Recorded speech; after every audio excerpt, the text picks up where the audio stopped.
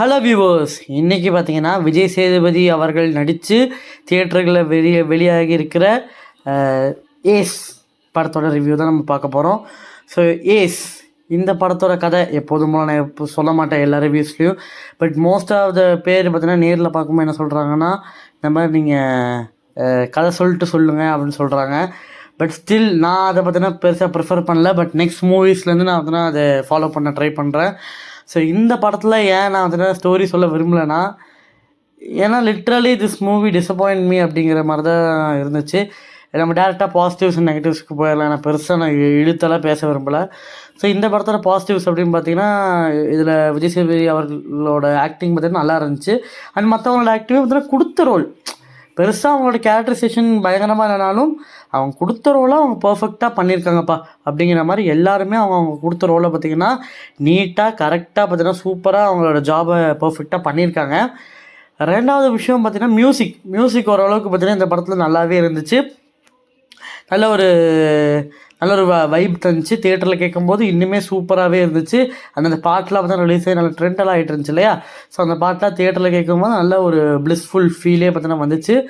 And மூணாவது positive அப்படி பார்த்தீங்கன்னா, S it's a technically sound film. அந்த மலேசியாவோட அந்த பியூட்டியை பார்த்தீங்கன்னா நல்லாவே பார்த்தீங்கன்னா எடுத்து காமிச்சிருக்காங்க. ஸோ அந்த விதத்தில் பார்த்திங்கன்னா ஐ திங்க் இது ஒரு டெக்னிக்கல் சவுண்ட் ஃபிலிம்ங்கிறதும் சினிமாட்டோகிராஃபி ஆகட்டும், எடிட்டிங் ஆகட்டும், ஒவ்வொரு விஷயத்துலையும் பார்த்து நல்லாவே பண்ணியிருக்காங்க அப்படிங்கிறதுல எந்த ஒரு மாற்ற கருத்துமே கிடையாது. அண்ட் இந்த படத்தோட நெகட்டிவ்ஸ் அப்படின்னு பார்த்தீங்கன்னா, கன்ஃபார்ம் இந்த படத்தோட கேரக்டரைசேஷன் ஒரு கேரக்டருக்கும் பார்த்தீங்கன்னா பெரிய ஒரு டெப்த்தே இல்லை. மெயினாக விஜய் சேதுபதி அவர்களோட கேரக்டர் அவர் ஆக்டிங்காக இருந்தால் பர்ஃபெக்டாக பண்ணியிருந்தாலுமே அவரோட அந்த ஒரு கேரக்டரைசேஷனுங்கிறது பர்ஃபெக்டாகவே இல்லை. அவர் யார் என்னங்கிறது காட்டல, அது வேறு விஷயம்.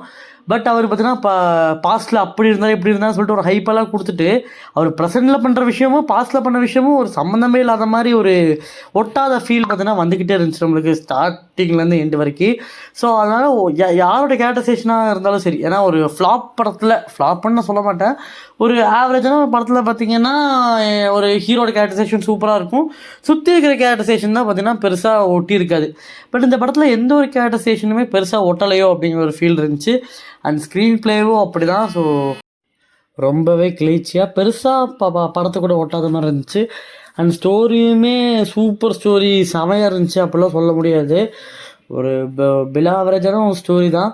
ஸோ மொத்தமாக ஓவராலாக பார்த்திங்கன்னா நம்ம தொடர்ந்து பார்த்திங்கன்னா நல்ல ஒரு ஹிட்டு படங்களாக பார்த்துட்டு திடீர்னு இந்த மாதிரி ஒரு பிலோ ஆவரேஜ் படம் பார்க்கும்போது கன்ஃபார்ம் அது டிசப்பாயிண்ட் ஆகும் அப்படிங்கிறதுல எந்த ஒரு மாற்ற கருத்துமே கிடையாது. அதுவும் விஜய் சேதுபதி அவர்கள் பார்த்திங்கன்னா ஒரு ஹீரோவாக மகாராஜாவுக்கு அப்புறம் வரும்போது அது ஒரு மிகப்பெரிய எதிர்பார்ப்போடு தான் இருந்துச்சு. பட் அந்த எதிர்பார்ப்பு பூர்த்தி செஞ்சாரான்னு கேட்டிங்கன்னா கண்டிப்பாக கிடையாது. ஸோ இனிமேல் அவர் நல்ல ஸ்கிரிப்ட் சூஸ் பண்ணி நடிச்சிருக்கலாம். ஏன்னா மகாராஜா மாதிரி ஒரு உலக லெவலில் நிறையா பேர் பார்த்து பாராட்டின ஒரு படத்துக்கு அப்புறம் திருப்பி அவரோட அந்த பழைய ட்ராக், அந்த துக்ளக் தர்பார், அந்த மாதிரி திருப்பி அந்த பழைய ட்ராக்கே போன மாதிரி இருக்குது. ஸோ ட்ரெய்லர் பார்க்கும்போது அதே மாதிரி தான் இருந்துச்சு, அந்த ஃபீல் தான் இருந்துச்சு. பட் ஸ்டில் விஜய் சேதுபதிக்கு மேலே ஒரு ஹோப்போடு நம்ம தான் தியேட்டருக்கு போனோம். But still he disappoints us again. ரொம்ப மோசமான படம்லாம் சொல்ல மாட்டேன். எஸ், ஒன் டைம் பார்க்கலாம் இந்த மாதிரி நம்ம. எஸ், நீங்கள் ஃப்ரீயாக இருக்கீங்க, உங்கள் ஃபேமிலி கூட ஒரு வாட்டி டைம் ஸ்பெண்ட் பண்ணோம் அப்படின்னு நினச்சிங்கன்னா you can definitely watch the film in the theatres. If you have watch Maaman tourist ஃபேமிலின்னு நீங்கள் பார்த்துட்டீங்க, இப்போ தானே இந்த வாரம் என்ன படம் வந்திருக்குன்னு தெரில அப்படின்னு சொல்லிட்டு படம் பார்க்குறதுக்காகவே இருந்தீங்கன்னா இந்த படத்தை நீங்கள் ட்ரை பண்ணலாம். இல்லாட்டி you can better watch it in otitis அப்படின்னு தான் சொல்லுவேன். மோஸ்ட்லி ஓடிடிஸ் ரெக்கமெண்ட் பண்ண மாட்டேன். But still if you have watched பார்த்துட்டீங்க, இந்த படத்தை பார்க்கலாமா அப்படின்னு கேட்டிங்கன்னா நீங்கள் தியேட்டரில் தாராளமாக பார்க்கலாம்.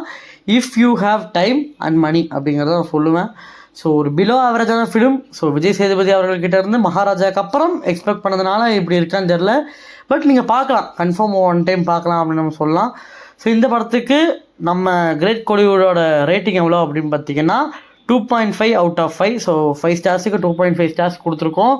So not a great film, not a utter flop film. It's a below average film. So you can try it out or not. It's all upon your choices. Thank you. Next video la paakalam.